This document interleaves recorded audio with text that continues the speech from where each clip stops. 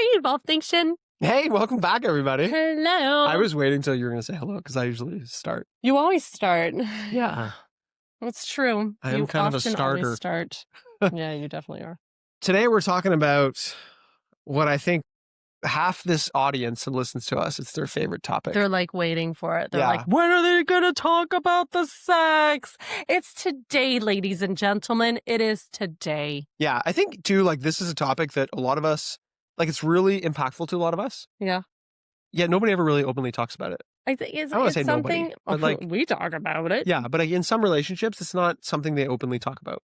Yes. Which is what we hope this episode can do for you, is it can be like a gateway into you opening up and having a real great conversation about sexual pleasure in your marriage. Yeah. So in this episode, we really want to talk about what is sexual pleasure, why it usually gets lost in relationships, and then we want to give you some actionable steps that you can start taking today to bring sexual pleasure back to your marriage. So let's roll. Let's like just start. Let's just jump into it. No, but I want to beat you to the You question. have like, yeah, you're I like, have got like this control. energy. You're ready. Okay, but I'm going to read it because I really don't want to mess this up. This is a great question to ask your spouse. And there's so many great Parts to it. Okay. to really like dive deep and let like your spouse answer in the way they want to answer. But I will read it just so I'm not messing it up. When was the last time sex felt truly pleasurable for you? Not just good, but deeply connecting.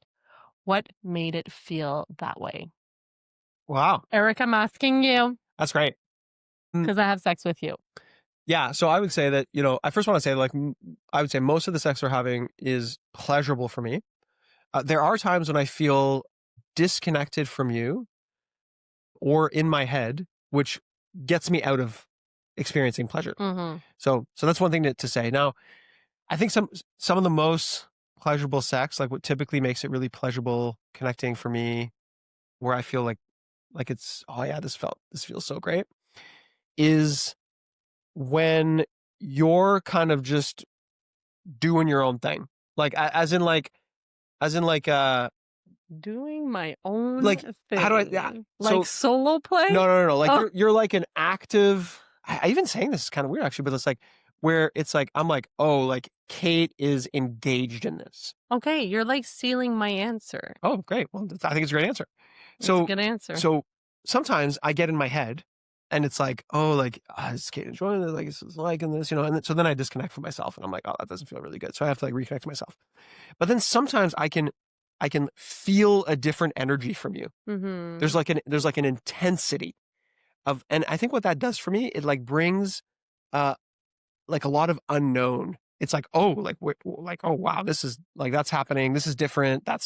Things are happening now. People are like going to be picturing themselves like, what is happening? In maybe, but then where Kate changes intensities. Yeah, maybe she's like a cat. But so I think like in those moments when I can feel your intensity, it really, I think what it does for me is it reaffirms that it's something that we're creating together. Yes. And really helps me even more like be in the moment.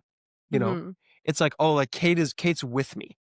Yes. Right. And I think that happens often, but there are times when, we're done having sex or whatever. And it's like, oh, like that didn't feel really connecting. Like that felt a lot like we were maybe just like going through the motions. Good, it doesn't feel connected. Or maybe like I was using it just to like unload some stress or like hoping that it would make me feel good. Unload some stress. Right. So like it wasn't really and like other things. bringing some of that energy. Like I wasn't bringing that energy to it. So yeah, it felt like disconnecting. Yeah. That was a very long-winded answer. Yeah. That's, it's fine. It was a good answer. Yeah. What about you? When was the last time sex felt truly pleasurable to you? And of course, like not just good, but deeply connecting. What made it feel that way? Well, I'm going to say almost the exact same answer as you. I think for me, when I'm able to get out of my head and into my body and really tune into what is the sex feeling like in my body, and that I get out of this like performance mentality, because for a long time when we would have sex, I felt like I had to perform. I felt like I had to show up as like some like sexy actress that, you see in porn, because unfortunately what I learned from sex was a lot from porn, is what I saw on TV. So I thought I needed to be this like loud, actress to make sex pleasurable. But by doing that, I was like disconnecting to the actual person that I am and disconnecting from my needs. Oftentimes, the sex we used to have when it wasn't so pleasurable for me was like this sex that was very one sided. I also grew up thinking that like sex is for the man, Hmm. Your and duty is to my be a good duty as a wife. wife is Sure. to make him reach orgasm, and that is, then you're a good wife. But if you reach orgasm, good for you, but it's not a must. Hmm. And so when I started taking ownership for my own sexuality, when I started taking ownership, getting to know my body, what feels good for me, what is it that I enjoy about sex, and that I got out of my head and really started focusing on my pleasure and what it feels like in my body, I also felt that like energetic shift between us where it was like not only were you enjoying sex, but, like, I could feel myself actually enjoying it in, like, a different way. Like, I mean, sex feels good, right? Like, Well, not to everybody. not to everybody, no. That's, I mean, again, our sex felt good, right. but like you said, sometimes after it was just like, "Okay." Like, okay, that felt good in the moment, but it wasn't connecting. I didn't feel more love or closer to you or more like I want to do this again. It was like I felt like, okay, check. And I didn't like that. Hmm. So taking ownership for my own sexual pleasure and really knowing what it was that I wanted and needed during sex was so important in that journey. And I think so for me, when sex feels pleasurable, it's because I'm able to really connect to myself and to my body and to my needs and wants. Yeah, and I think that's a really great segue into like our definition of like what sex really is for us, and really what we encourage a lot of couples and individuals to seek in their own sexual experience, right? Mhm. And this is based off a lot of knowledge that we've studied from anywhere from Dr. Sarge to Emily Nagoski to Harry Real to all kinds of stuff. But again, a lot of this knowledge is out there for you to get. For us, we've just made it kind of a rule around our sex life that there's two things that must be present for us to have a good sexual experience. We have to experience pleasure, both of us, and we have to feel connected. Mhm. So if we're both having pleasure but we feel disconnected, we would say that that wasn't a great sexual experience. If we both feel connected but one or both of us are not feeling pleasure, well, then we would say that wasn't a great sexual experience. For us, it's like the mix of both. Mhm. And I think what this did, which I think was really good for us, is it expanded our definition and our view on sexual connection. Mhm. Because nothing in there says that it has to be physical. Yep. And so there's times when we're both having pleasure and we're both feeling connected and there's no physicality. Sometimes we're not even in the same room. We're just like texting each other during the day and it's like, oh, this is fun. Like, this is exciting. I feel really connected to you. Right. Mhm. Mhm. And so, again, one of your best tools for having great sex is your mind. And so, if you're able to experience pleasure and experience connection that you're both, agreeing on is pleasurable and connecting, you're most likely going to have a really great sex life. Absolutely. And so really getting away from this idea that pleasure is, you know, a synonym, the same word as orgasm. Right. So, understanding that to have pleasurable sex does not mean that one or both of you have reached orgasm. Mhm. Orgasm is fun. It's great. It's good. It's Sure. part of sex, but it is not the ultimate goal to sex. Mhm. What we're looking for here is connection, play, and presence. So when we're having sex, are we feeling connected, like you said? But also, like, can we make this playful? Can we make this a time where we can kind of experiment and try different things? And, say I try something and don't like it, and that's okay. And trust that, the other person will keep me safe and understand my boundaries and say, like, nope, we said we would try this. This is not fun. Let's stop. And also, like, are we both present while we're having sex or while we're, having some sort of sexual connection? So, are we truly both there, both minds engaged and present in the moment? Yeah, one thing that we say, before we move on to like why kind of sexual pleasure disappears in a relationship, I do really want to encourage this idea that like foreplay can be happening all the time. Like if you're really good at it and you get skilled at it, you can create sexual energy between you and another person. Think about polarity, right? That's essentially what it is. Like all the time, you can create this sexual tension. Sometimes Kate knows this, right? Sometimes like she knows. Sometimes she'll come out of the bedroom one morning and you're just like dressed a certain way, and I'm just like, wow, like you look good. And you're just like, yeah, I know. Like, and it's just like, but like you're And then I doing it walk away like a cat. right. And so you're like trying to bring some sexual tension, right? And it's like, oh man, like, and so there's some knowledge of that, right? So Kate has the ability to do that. I have the ability to do that, right? I can bring certain energy, and a lot of it has to do with like owning our own sexuality and understanding like we're sexual beings and we can bring that. And it's not okay, well now we have to have intercourse now because Kate's dressed like this. Mhm. It's actually Kate could just be dressed like this all day and we could not even have any sort of physical sex. And that would just be very fun for us, right? Yeah, and I think that, when we're really talking about sexual pleasure here, we're really talking about being connected in a physical way with your spouse or even just an emotional way with your spouse that feels fun and playful. This is kind of like playtime for adults, right? So playtime can have toys. It can be in a bed. It can be, outside of a bed. It can be anywhere, really. Like this is just a time for you to experiment and have fun as a couple.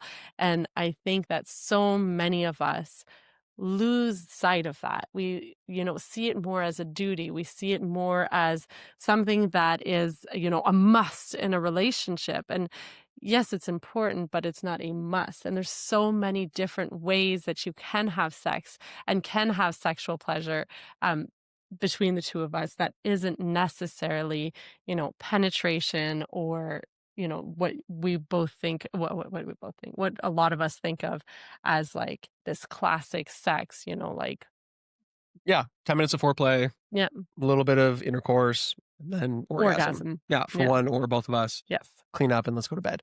And so I think if we kind of shift to like, okay, so why is it that sex becomes less and less pleasurable over time for some couples? We're going to talk about like these are kind of things you want to be avoiding, right? If you're bringing this to your sexual relationship, it's going to be really hard to Hmm. create a pleasurable and connecting sexual relationship. So I think the first one is this idea of pressure, right? I think pressure kills desire, but I want to go even deeper than that in terms of like even breaking down this idea of the desire imperative that's like really pushed in society. It's like my partner needs to desire me. How do I get my partner to desire me? I don't desire them. How do I get that? It's like that whole idea. I don't feel that anymore, so we can't have sex. First, it's really understanding that when it comes to desire, there's two types typically, right? We've kind of like understood this now with a lot of the science is there's responsive desire and there's spontaneous desire. Spontaneous is what we all kind of have grown up to think about in a very kind of patriarchal society of like, I think about something, I get aroused, and then I go and have sex, right? That's like a very like, it's typically like we think men are, right? Like men are always turned on and they just think about something and something pops into their head. And so that's the idea of spontaneous desire. You think about something in your head and then your body responds, Hmm. right? And so now it's like, ooh, I'm aroused because I thought about an image of something.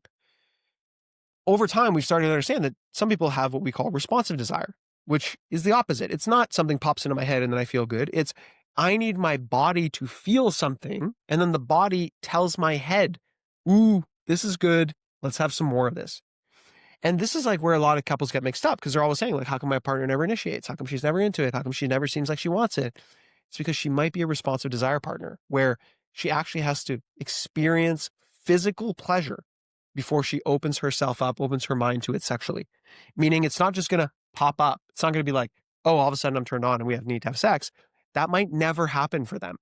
And even though it happens for you, they're just different. Hmm. And so that is one of the things that gets in the way of people understanding each other sexually, because what you end up with is my partner never initiates, and therefore, and when I try to initiate with them, they're just like, I'm not feeling it without it touching or anything. They're not like, I'm open to it. Let's try. They're just like, I'm not feeling it. So no. And then the partner's like, okay, well, every single time I've asked you to have sex with me, you said no. So I'm just going to stop. And then you end up with a couple who's just one person's never initiating, the other person's never feeling it, and they don't know what to do because they don't not educated. And so they end up just not having sex. Right. And I think a lot of couples aren't having sex as well because there is something that we learned from Anna-Marie Nagoski, and she talks a lot about brakes and accelerators. And a lot of us have what she calls brakes, which is things that get in the way of us desiring sex or wanting and or feeling ready to open up to the idea of having sexual pleasure. So she does talk about accelerators, which is things that encourage us and brings us closer to desiring sex. But the breaks are things that happen, in our daily lives, day to day, that are, stopping us from really wanting and desiring sex. Stress, day to day stress, Kids, things, kids. yeah, Yeah, having like, kids running around. yeah, having a messy house, messy bedroom, too much going on. These are all examples of breaks. For me, a big example of breaks was back when, our sex was not as great, was just the way Eric was showing up. When he would come home and he had been drinking, or he would come home and he was being aggressive, or the way he was talking to me wasn't kind and it wasn't creating emotional safety. Well, that was like a huge break for me. So then when Eric would come up to me and say, like, hey, let's have sex, it was like, no, no, like that's like I'm a hard no. And then what happened is like eventually all of those no's turned into you just stopping at to ask for it. And then it created this like, tension between us and this like anger, and resentment of you From both towards sides me too, yeah. and me towards you. Cause I'm like, well, if you want to have sex, like show up better. And you're like, why don't you ever want to have sex with me? And it was like this like push and pull and like, you know, in the end, we both wanted to have sex. We just didn't want to have sex with like this version of each other. And so, there was a lot of work that had to go into that. And we'll get into that and we'll talk about, ways you can get out of those ruts because they do happen, because sometimes you're in a season where there are many, many breaks. You just had a baby, you're, waking up at night with a newborn, maybe you're starting a new job, maybe you just lost a job, lost a parent, something's happening in your life, and there are more breaks. And it's very important for you as a spouse to be able to see those breaks and to be like, oh, it makes sense she doesn't want to have sex with me. This isn't about me. This is about, the situations going on. And so, we're going to talk later about how we can help our spouse tune into their accelerators in order to have more sex. Yeah, and last thing before we move on to that, the other example that gets couples really not connecting sexually on a regular basis is, you kind of lean into what we call borrowed functioning, but essentially where one partner is propping up the sense of self of the other through sexual connection. And you see this like the idea of this is like duty sex, right? When you think about it, Mhm. a lot of women are in this position, but essentially they get to a point where based on their own belief systems, based on keeping the peace, based on making sure their husband just doesn't get angry every 3 weeks, they just kind of give themselves up, for lack of a better term, to have sex. It doesn't say that they don't enjoy it when they do, but that their one partner is not having the type of sex that they want to be having. It's not exactly as they want it to be, but instead of openly feeling safe to talk about it, they just kind of bury that. They just eat it. They're like, okay, I guess we'll just get it over with. And over time, that happens for months and months and months, or years and years and years. And eventually that partner gets sick of it. Mhm. And so not only have they been not having pleasurable sex for both partners, nothing's being said about their sex life because it's too uncomfortable or that it brings up too much tension to talk about it. And so what you end up with again is one partner, and some people have probably experienced this, where it's like all of a sudden I'm done having sex with you. Mhm. It's over. I've been, I cannot do it anymore. I've been betraying myself for too long, and now I'm drawing a line in the sand, and it's over. Things need to change. And you end up with this other partner that's like trying to figure it out, and so it becomes this really convoluted mess. And so, we can talk into like how to rebuild it. But one of the things that I think is really important here at a foundation is that you are working towards having open conversations about like sexual satisfaction, about working together to collaborate, to have a good sex life that feels pleasurable for both of you, right? Yeah, and I love that you mentioned that because I think especially for women, and I think men too, but I Sure. can only talk as a woman, is we often we've been brought up with this idea, a lot of us, that like sex is for men, or, if we want X kind of sex, then we're Yeah, like don't be slutty too or we're sexy. too sexy Yeah. or we're whatever word you want to use. there's a lot of judgment put on us for our desires. So a lot of us hold back what we truly, truly desire in sex because we think it's not appropriate. We think it's too much. We think that it might scare our husbands off because, God forbid I tell him that I'd like to start using toys, or that I'd like to start using lube, or that I'd want to try a more dominant approach to sex. I want to be a dominatrix, I want to take him on, like whatever your desire is. A lot of women hold those desire back. And so they're just having the type of sex they think their partner wants, and they're never really actually having the sex that they want. And after a while, having the sex that another person wants and never having the sex that you truly desire makes you want it less and less, because then it just becomes this transactional, like I'm just doing it to do it, and it's never about pleasure. And so you're seeing your spouse get everything they want and everything they need, and their sexual satisfaction. They're laying down with the cigarette at the end, like, oh, that was amazing. And you're like, great. Yeah, you were subpar, but that's fine. But that's, in your head. So I think as women, we've really, really like hushed our voices and stopped talking about what it is that we truly, truly want. And that kills desire. That really kills our own, identity, and our own, you know, identity as a sexual human. And it's okay for us to have sexual desires, and it's okay for us to want things during sex. And yeah, maybe it's different. Maybe it's unconventional, but it's so important to be able to talk about those things to build a relationship where you can be having the sex you want. Yeah, truth. You speak to that. I think that's so great. And I think that's a benefit to everybody, right? And so if you think about like how we shift into, okay, so this is great, it's not working, but hey, here's what you can do to bring more connection and pleasure to the bedroom in your marriage. I think the first big one that totally transformed things for us is we shifted from, okay, I need to have an orgasm, Kate needs to have an orgasm. We both need the orgasm for it to be Mhm, and good putting a lot of sexually. pressure on yourself to give me the orgasm and me to perform, so make sure you do it this specific Yeah, way, gotta because this is time it in gonna the get way. Eric And yeah, to have all his that crap. orgasm.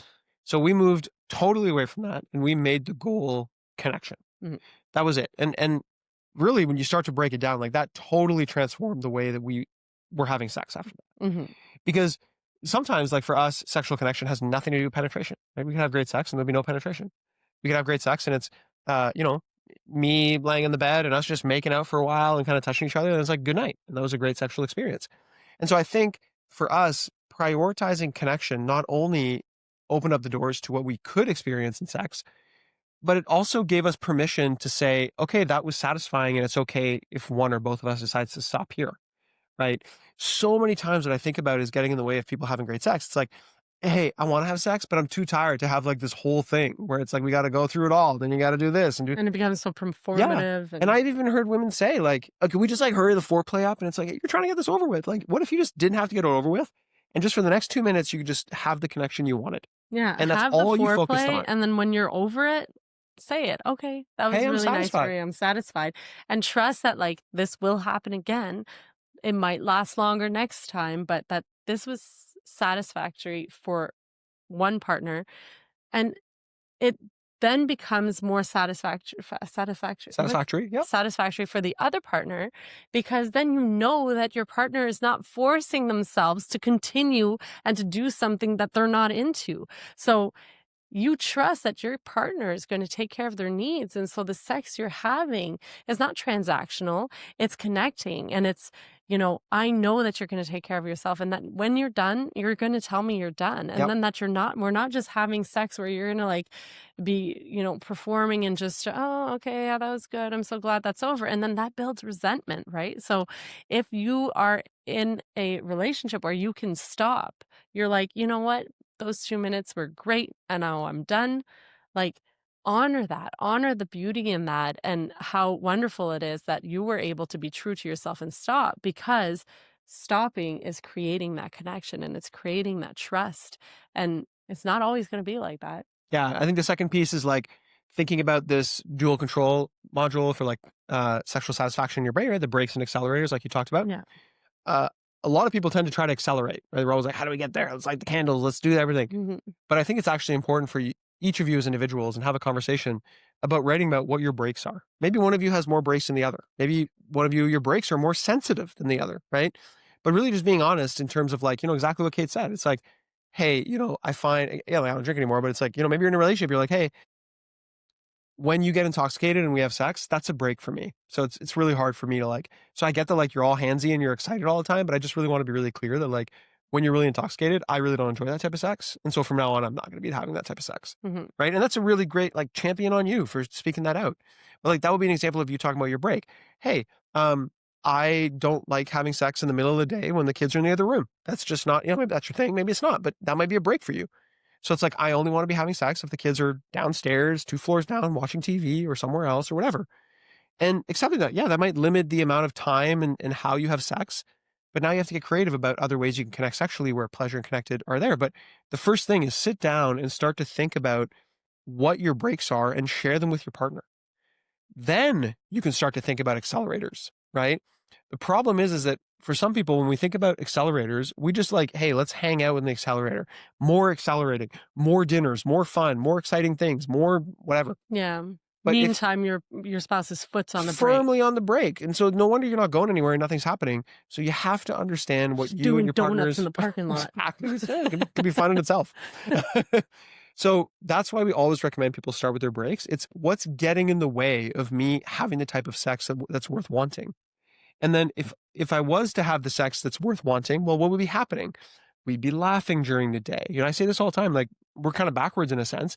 But for me, like I need to be emotionally connected to have a sex, right? Sometimes, Kate's like, it'd be at night or something, and she'll be like, hey, like, so you want to have fun tonight? And I'm like, I just feel so disconnected to you. Like, maybe we could just like talk about our day. Like it's, you know, but it's like, but that's true for me. Yeah. I need to feel emotionally connected to you. There needs to be a depth for me to have a fulfilling sexual connection with you. If we're just having sex to like get it out of the way, it's like, well, why am I doing this? Like, Mhm. this is not good for me. I don't like having this type of sex. Mhm. And so that's a break for me, right?